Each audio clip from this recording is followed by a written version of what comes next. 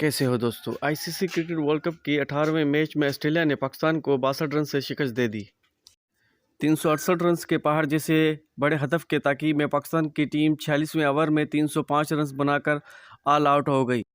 Green shirt की जानिब से इमाम उल-हक और 70 और अब्दुल्ला शफीक 64 रन बनाकर नुमाया रहे। ऑस्ट्रेलिया की जानिब से एडम जम्पार ने 4 और मार्कस स्टोक्स और पैट कमिंस ने 2-2 विकेटें हासिल की।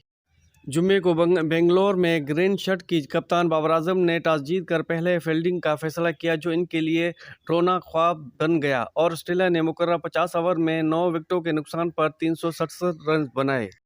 डेविड वार्नर ने 163 रन बनाए शानदार इनिंग खेली और जबकि मिचेल मार्श 121 रन बनाकर नुमाया रहे। पाकिस्तान की जानिब से शाहीन अफरीदी ने 5 और हारिस रऊफ ने 3 विकेटें हासिल की। दोस्तों ये है ताज़ा अपडेट।